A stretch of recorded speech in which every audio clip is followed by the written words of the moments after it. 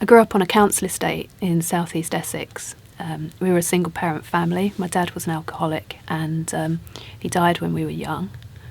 It was a difficult environment and we had to really put on appearances and make sure that we looked as though we had it all together.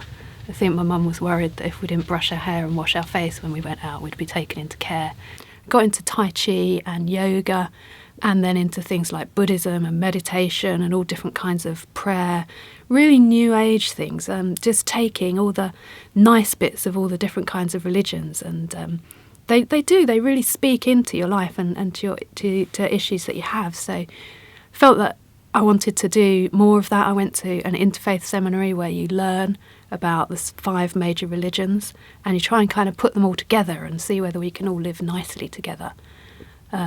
And that was great.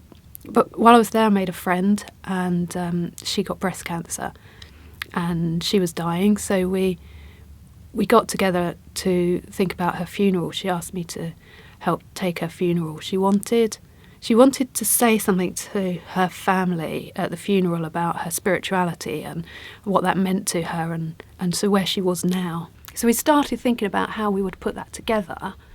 And then we realised we had Jesus taking her into a garden. And then as a Buddhist, she was being reincarnated and having another life. And as a Taoist, she was becoming sort of spirit. And we just couldn't make it hang together.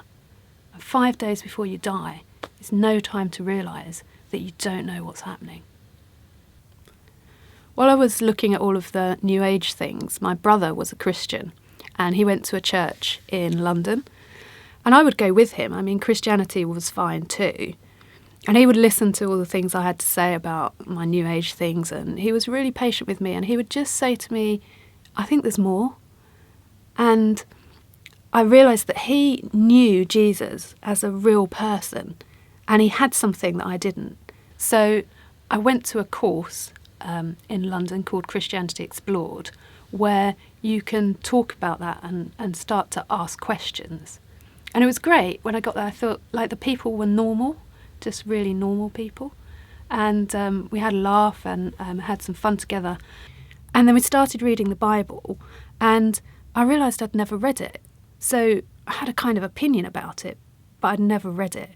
And it was great then to be able to just take all those questions and just start firing them at the people who were there as leaders and just trying to get that information and try and build my own sort of understanding of what I did believe.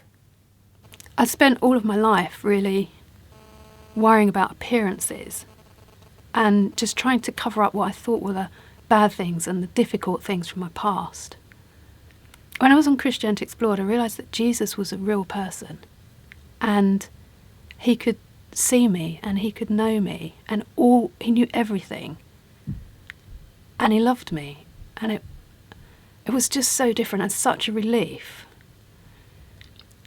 And when you know that, like knowing that I knew that I had to choose either to accept what Jesus was saying about him being the way and the truth and just give my life to him and follow him and read the Bible and learn more about what he wanted for me in my life. I couldn't ignore it anymore. So that means that I can really live my life openly.